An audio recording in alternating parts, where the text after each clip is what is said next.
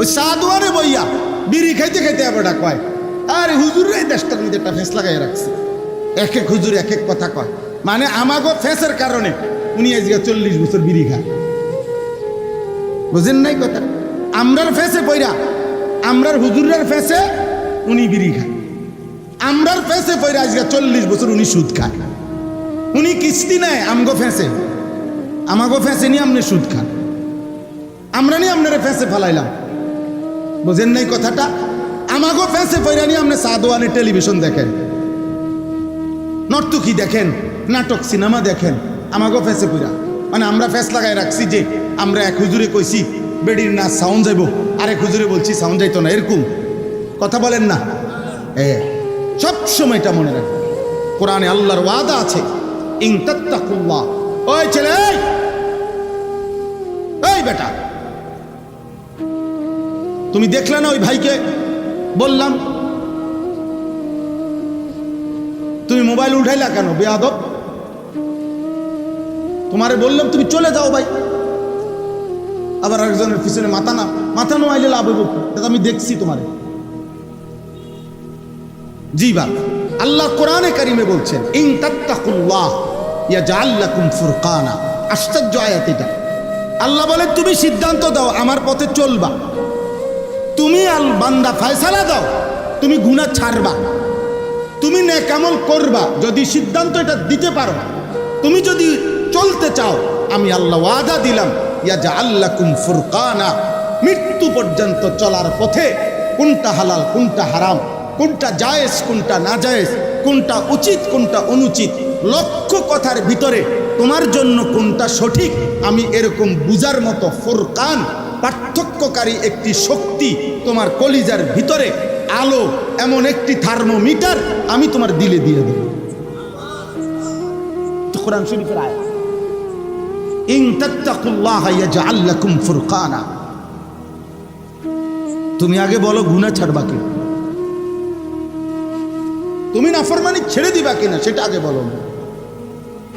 তুমি হারামের মধ্যে থাইকা বুঝতে চাইলে তো লাভ হতো না। কথা বুঝেন নেই আপনি সুদের মধ্যে থাইকা এবারে হুজুর বা পরিচিত কাউরে সান না জোড়া তালি দিয়ে এটার কোনো বাইলকরণ যায়নি, তাইলে তো আপনি তো হারামের উপরে গুনার উপরে কি চাচ্ছেন, দলিল চাইতেছেন, নাফরমানির উপরে কৌশল করছেন, তাহলে তো পরিবর্তন আসবে না বাবা। এই জন্য ছেলেরা ভাই তোমাদেরকে বলি, ভাই নষ্ট হয়ে গেলে তো নষ্টই হইলেন। আমরা তো আফসুস করি, প্রতিদিন আফসুস করি, আফসুস করি।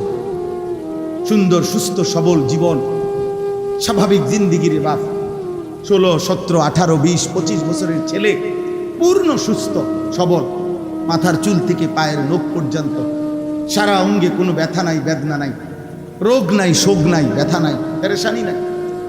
এমন সুস্থ সুন্দর জীবনে 24 ঘন্টার মধ্যে আল্লাহকে একটি সেজদা করতেও মন চায় না, এমন নিকৃষ্ট জানোয়ার কেমনে হল? পৃথিবীর এখানে একজন মুসলমান ছেলে, একটা ছেলে এমন আছে কি আপনার কি মনে হয়? একেবারে কমপক্ষে 10 বছরের থেকে শুরু করে উপরে এমন একজন ছেলেও নাই যে জানে না যে নামাজ 5 ওয়াক্ত ফরজ। এমন একটা ছেলে এরকম নাই যে জানে না, প্রত্যেকেই জানে। কম 10 বছরের নিচে যদি হয় বাদ দিলাম ধরেন, কিন্তু 10 ঊর্ধ্ব বাচ্চা কি জানে না যে নামাজ 5 ওয়াক্ত ফরজ? কথা বলেন না? তাই একটা হলো জানা, একটা হলো জানা। আজকে 30 বছর ধরে যেই হারাম করে সুদ খায়, এই সুদখোর, এই হারামখোর জানে এটা হারাম। ওনারে জিজ্ঞাসা করেন, বলে ভাই সুদ খাওয়া হারাম নি, তো উনি কি কইব? মুস্তাহাব। কথা বলেন না? তাইলে উনি খাচ্ছে কেন? উনি তো জানে বিষয়টা, উনি তো জানে বিষয়। এক হলো জানা, আরেক হলো আমলের তৌফিক হওয়া, মানার তৌফিক হওয়া, এটা ভিন্ন বিষয়। কম বেশি ওয়াজ, কোরআন, ইসলামের কিছু মৌলিক কথাবার্তা আপনারাও সবাই জানেন, সবাই জানে না, এখানে নতুন করে বলার কিছু নেই। কিন্তু আল্লাহর কথা বারবার বলার উদ্দেশ্য কি? তাই প্রত্যেকবার আজকে 30 বছর ধরে তো আপনারা কইতে আসি নামাজ 5 ওয়াক্ত, এটা না বুঝার কি আছে? কথা বুঝেন নাই? তা এটা তো মাকসাদ না, মাকসাদ হইল আমলের তৌফিক হওয়া। এই জন্য আল্লাহ বলছে যে বারবার বলেন, বারবার বলেন, বারবার বলেন, বারবার বলেন। ফাযাক্কির, বারংবার উপদেশ দেন। ওয়াযাক্কির, বারংবার উপদেশ দেন। ইন্নামা আনতা মুযাক্কির, হে নবী আপনি বারবার উপদেশদাতা। ইন্নামা আনতা নাযীর, হে নবী আপনি হচ্ছেন আমি আল্লাহর পক্ষ থেকে ভয় প্রদর্শনকারী বান্দা। এই মাকসাদে বারবার বলেন আপনি বলতে থাকেন, আপনি মেহনত করতে থাকেন, ফয়সালা আমি দেব। ঈমান আনবে না আনবে না, আল্লাহর পথে চলবে না চলবে না, পরিবর্তন হবে না হবে না, আল্লাহ বলেন এটা আমার ফয়সালা, আমার ফয়সালা। কোরআনুল কারীমের মধ্যে আছে, এই সূরা আমি যেই সূরার আয়াত পড়ছি, সূরা হুদ, এই সূরার মধ্যে স্পষ্ট আছে হযরতে নূহ আলাইহিস সালাম 950 বছর, 950 বছর একটানা মানুষকে আল্লাহর দিকে ডাকছে। কি মামুলি কথা মনে হয় এটা? 950 বছর বুঝেন? 950 টাকা, 950 টাকা আর 950 বছর এক কথা? 950 টাকা তো মামুলি টাকা, 50 টাকা কম 1000, কিন্তু 950 বছর আমাদের বাপ দাদা 14 গোষ্ঠীর কয়জনের হায়াত একত্র করলে 950 বছর হবে বাবা? 950 বছর একটানা আল্লাহর কথা বলছে। 950 বছরে তাফসিরে, বিশুদ্ধ তাফসিরে আছে এই 950 বছরে ওনার হাতে কালেমা পড়ছে সর্বোচ্চ 80 জন। কতজন? কয় বছরে বুঝছেন? কি মনে করেন ব্যাপারটা, বিষয়টা কেমন? লাইলাম ওয়া নাহারা, কোরআনে আছে তিনি রাত্র দিন আল্লাহর দিকে ডাকছেন, 950 বছর ডাকছেন। তুফান চলে আসছে, পানিতে ডুবে যাইতেছে মানুষ, তখনও ডাকছে। ছেলে কেনানকে বলছেন ইয়া বুনাইয়ার কাম মা'ানা, আব্বা পানি চলে আসছে। ওই যে দেখা যায় রে বাপ, আল্লাহর আযাব চলে আসছে, পানি উঠতেছে, বেড়ে যাচ্ছে, এখনো সুযোগ আছে, তুমি ইমানদারের সঙ্গী হও। ওয়ালা তাকুম মা'আল কাফিরিন, হে আমার প্রিয় সন্তান বেঈমানের সঙ্গী হয়ে থেকো না। আয়ালাও কালেমা পড়ে নৌকায় উঠো। ছেলেটা ফিরতে চায় না, 950 বছর এভাবে তিনি বলে গেছেন শেষ মুহূর্ত পর্যন্ত। কিন্তু আমি যেটা বলতে চাই, সেখানে আছে কোরআনে এই সূরাতে তিনি বলতেন এই 950 বছরেও বলার পরেও তিনি বলতেন ওয়ালা ইয়ানফাউকুম নুসহি ইন আরাদতু আন আনসাহা লাকুম ইন কানা আল্লাহু ইউরিদু আন ইউহদিয়াকুম। তিনি বলতেন হে আমার জাতি, 950 বছরও না, 9.5 লক্ষ বছরও যদি আমি তোমাদেরকে বলি, শুধু আমার বলার দ্বারা তোমাদের কোনো উপকারে আসবে না যদি আল্লাহ তাআলা তোমাদের ব্যাপারে ভিন্ন ফয়সালা করে। আমি যদি ফয়সালা করি আমি চাচ্ছি ঈমান, আর আল্লাহ যদি সিদ্ধান্ত নেয় ঈমান দিবে না। আমি চাচ্ছি তোমাদের হেদায়েত, কিন্তু আল্লাহর সিদ্ধান্ত যদি হয় হেদায়েত দিবে না। আমি চাচ্ছি তোমাদের পরিবর্তন, আর আল্লাহর সিদ্ধান্ত যদি হয় পরিবর্তন করবে না। তাহলে আমার এই 950 বছর না, 9.5 লক্ষ বছরের বলার দ্বারাও কোনো লাভ হবে না। নবীগণ এভাবে বলতেন, এভাবে বলছেন বাবা। আমরা এই জন্য কোনোদিনও হতাশ হই না বাবা। তোমরা এই পরিমাণ ছেলে নামাজ পড়ো না, আমরা তো জানি, আমরা দেখি, কলিজায় আফসোস লাগে, হৃদয়ে ব্যথা লাগে, আহাজারি করি, কিন্তু হতাশ হই না, হতাশ হই, বলতেই থাকি, বলতেই থাকি। ছোট বড় যেখানেই সুযোগ পাই আল্লাহর কথা বলার চেষ্টা করি, আল্লাহর কথা বলার চেষ্টা করি। কারণ কেউ যদি বলে ও যে হুজুর ওয়াজ তো করেন আপনারা, কো মানুষের হেদায়েত কই, মানুষের মধ্যে আল্লাহর দিকে ফিরলো কই? হ্যাঁ না, আমার গুনছে কয়জন ফিরলো কয়জন ফিরে নাই, আমার গুনাহ, আমার দায়িত্ব, মানে হিসাব করা কি না আমার জিম্মাদার, আমার জিম্মাদারি বলা। নবীজিকে বলছে ইন আলাইকা ইল্লাল বালাগ, বন্ধু আপনার দায়িত্ব শুধুই শতভাগ পৌঁছিয়ে দাও। আপনি একটা অক্ষর বলা বাদ দিবেন না। আমি যা বলেছি বাল্লিগ মা উনজিলা ইলাইকা মির রাব্বিক, আপনি পুরো দিন বলবেন। 23 বছরে আপনাকে আমি যত কথা বলেছি একটা অক্ষর আপনি লুকাবেন না, একটা অক্ষর আমার আল্লাহর নামে বাড়তি বলবেন। ফাইন লাম তাফআল ফামা বাল্লাগতা রিসালাতাহু। শোনো ভাইয়া, বাবাও শোনেন, আল্লাহর নবীকে আল্লাহ বলছে যদি একটি অক্ষর বলেন, না বলেন এক শব্দ, তো মনে রাখবেন আপনার রাসূল হিসাবে দায়িত্ব আদায় হয় নাই। ফামা বাল্লাগতা রিসালাতাহু, আপনার রাসূলের দায়িত্ব আদায় হয় নাই, এক শব্দ বাদ দিলেন। এই জন্য নবীজিকে লক্ষ্য করে এমনও কথা আছে কোরআনে যে নবী সাল্লাল্লাহু আলাইহি সাল্লাম এভাবে বললে এভাবে করা দরকার ছিল, কিন্তু তিনি এভাবে করেন নাই, আল্লাহ সংশোধন করে দিছেন। সেই কথাটা আল্লাহ কোরআনে নাজিল করছেন। নবীজি এটা লুকান নাই যে এটা আমার ব্যক্তিগত বিষয়, এটা আমার একটা কথা কইছে যে তোমরা বুঝদা না, না, আপনাকেও যা বলছি তাই বলো। আবাসা ওয়া তাওয়াল্লা আন জাআহুল আ'মা ওয়া মা ইউদরিকা লাআল্লাহু ইয়াযাক্কা। একজন অন্ধ সাহাবীকে নবীজি একদিন আল্লাহর কথা বলতে জানতে চাইছে। উনি ওই মক্কার কাফেরদেরকে তখন ইসলামের দাওয়াত দিতেছিলেন, এ কারণে উনারে বলতে একটু দেরি করছেন। শুধু এটাই, আল্লাহ আসমান থেকে সূরা নাজিল করে জিবরাইলের মাধ্যমে জানাইছেন, বন্ধু এই কাজটা ঠিক হয় না, এটা ঠিক হয় নাই। ইমানদার অন্ধ হলেও ইমানদার দামি, বেঈমান পৃথিবীর সমস্ত ক্ষমতার মালিক হলেও বেঈমান তার চাইতে ইমানদার অন্ধ হোক, অসহায় হোক, দুর্বল হোক, ইমানদার দামি।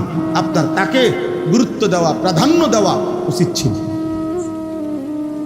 কাল্লা ইন্নাহা তাযকিরা, সাবধান, আপনাকে উপদেশ দিলাম, নবীজিকে বলছি।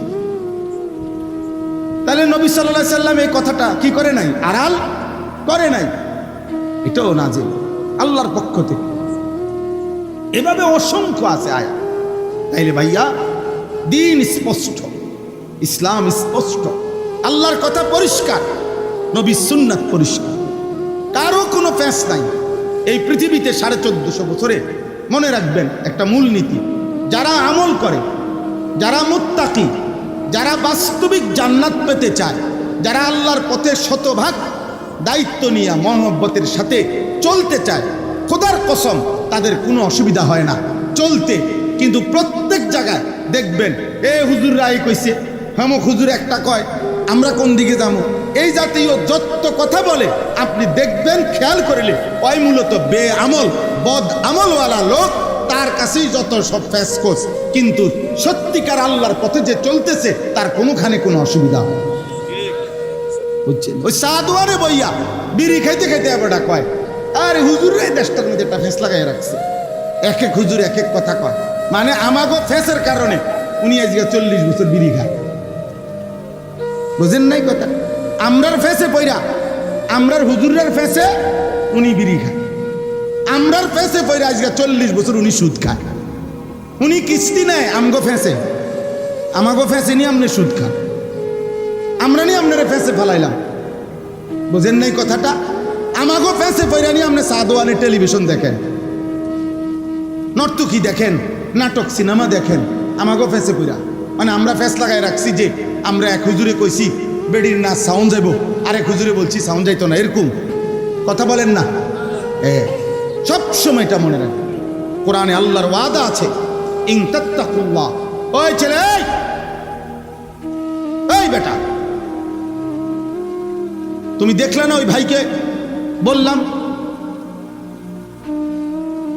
তুমি মোবাইল উঠাইলা কেন বেয়াদব?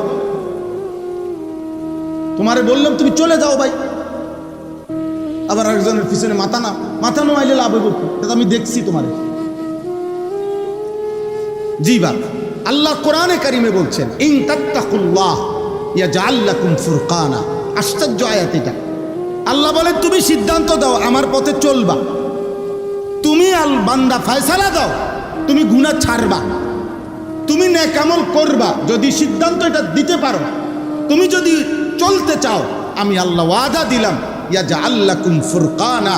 মৃত্যু পর্যন্ত চলার পথে কোনটা হালাল কোনটা হারাম, কোনটা জায়েজ কোনটা না জায়েজ, কোনটা উচিত কোনটা অনুচিত, লক্ষ কথার ভিতরে তোমার জন্য কোনটা সঠিক, আমি এরকম বুঝার মতো ফুরকান, পার্থক্যকারী একটি শক্তি তোমার কলিজার ভিতরে আলো, এমন একটি থার্মোমিটার আমি তোমার দিলে দিয়ে দেব।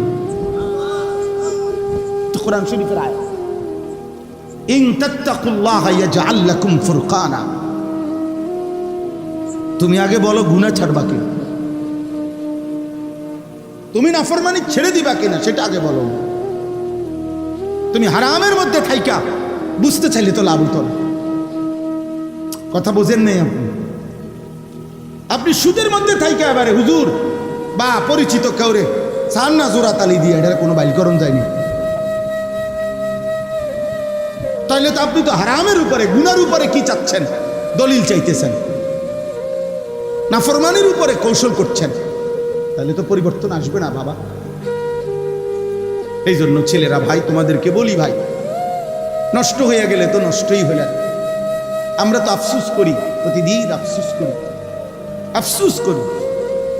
সুন্দর সুস্থ সবল জীবন, স্বাভাবিক জিন্দিগির বাপ, 16, 17, 18, 20, 25 বছরের ছেলে, পূর্ণ সুস্থ সবল, মাথার চুল থেকে পায়ের নখ পর্যন্ত সারা অঙ্গে কোনো ব্যথা নাই, বেদনা নাই, রোগ নাই, শোক নাই, ব্যথা নাই, পেরেশানি নাই।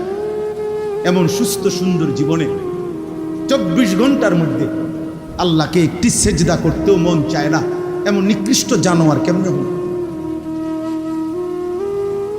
এমন নিকৃষ্ট জানোয়ার কেমনে হল? এর চাইতে বড় আফসোসের বিষয় কি হতে পারে? আপনারা যে কোনো বিবেকবান মানুষ বুঝবেন, ছেলেরা বাবা তোমরা বলো, পৃথিবীর যে কোনো মানুষ জানে কৃতজ্ঞ একটি প্রাণী এই পৃথিবীতে যদি চতুষ্পদ প্রাণীর মধ্যে কৃতজ্ঞ প্রাণীর উদাহরণ দিতে হয়, কুত্তার উদাহরণ দেওয়া হবে। কুকুর একটি কৃতজ্ঞ প্রাণী, সবাই জানে এটা। কুকুর একটি কি প্রাণী? কৃতজ্ঞ প্রাণী। কুকুরের মধ্যে কৃতজ্ঞতা বেশি। কুকুর এমন একটি প্রাণী, তার বাড়িওয়ালা, কোনো বাড়িওয়ালা একেবারে ফেলে দেওয়া এক জাররা গোশত নাই, সাবাইন্না চুষা যেই হাড্ডিটা ফেলে রাখছে, একেবারেই ফালতু হাড্ডি, এরকম 8-10 টুকরা, 5-10 টুকরা হাড্ডি খাইয়া এই হাড্ডি টুকুর কৃতজ্ঞতা হিসাবে এই কুকুরটা এই লোকটারে ছাড়ে না, এই বাড়িটা ছাড়ে না।